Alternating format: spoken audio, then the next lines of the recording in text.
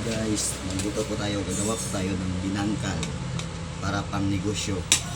Kasi po, negosyo ko po ay maliit na bikiril po. Pero ang kita araw-araw, kunti lang po. Pang araw-araw rin na pagkain. Pangailangan sa buhay.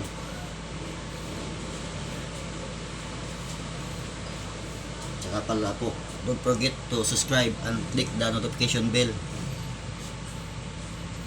para patuloy po tayong sasama sa ating video.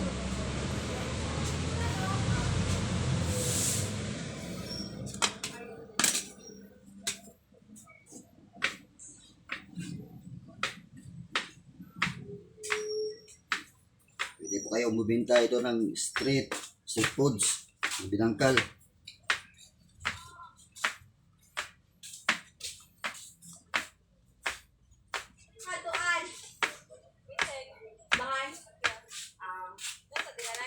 Wala, yan tuloy pa daw kanina. Oh.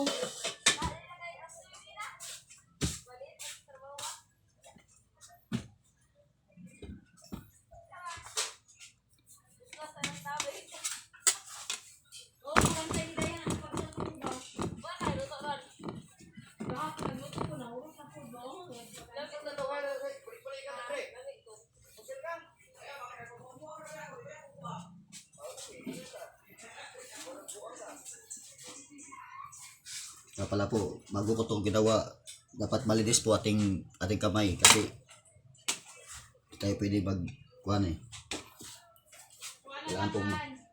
Kailangan po maging malinis ating kamay.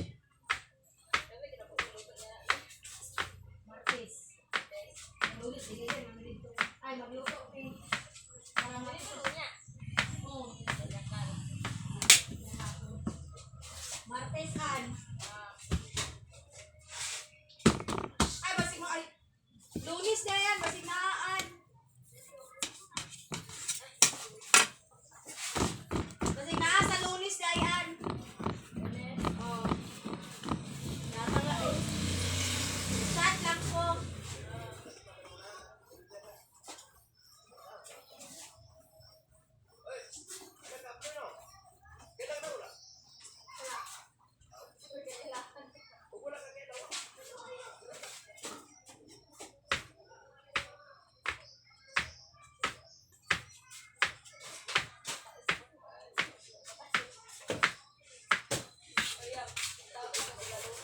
Ha?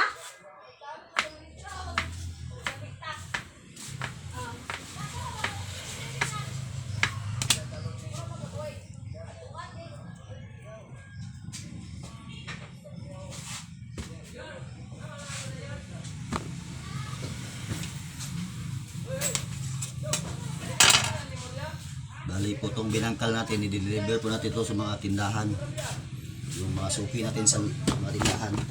Yung tawag po na mga tiyangge. Or sari-sari store. Yun po. I-deliver po natin ito mamaya.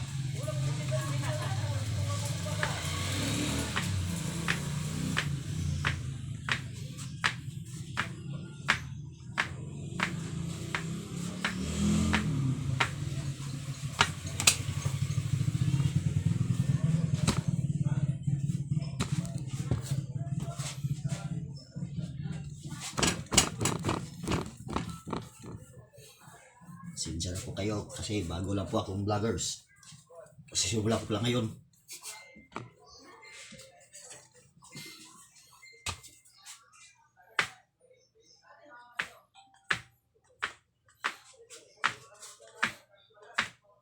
Sana suportahan niyo po akong mga videos ko.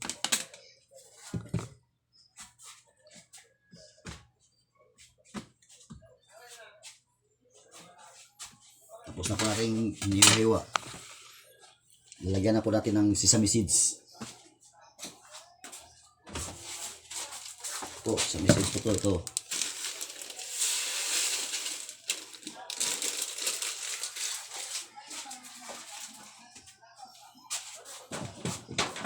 Tapos lalagay ko na rin ito sa plansa or baking pan. Yung tawag.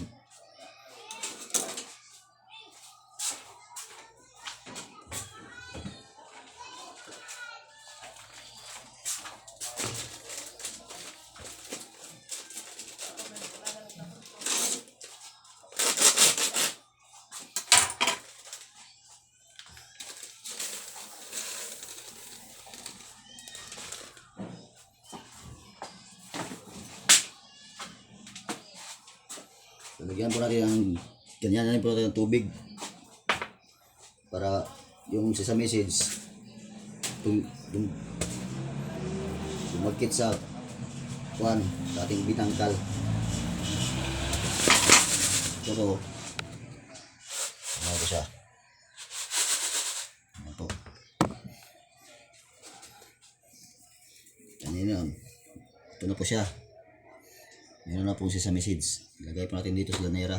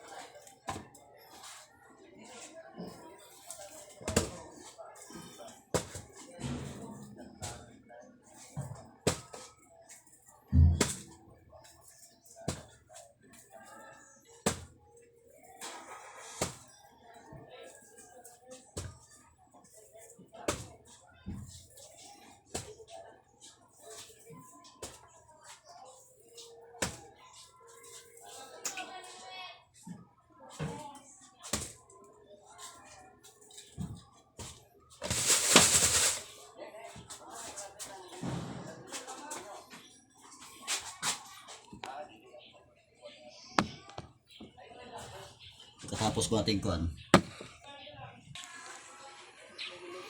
Katapos po natin ganyan, isasalang po natin dito sa mainit na matika. Tapos ito na po siya.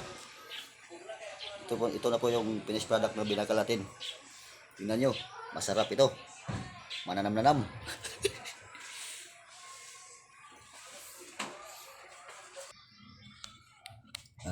Don't forget to subscribe and click the notification bell po. Yan lang po. Maraming salamat. Sa ulitin.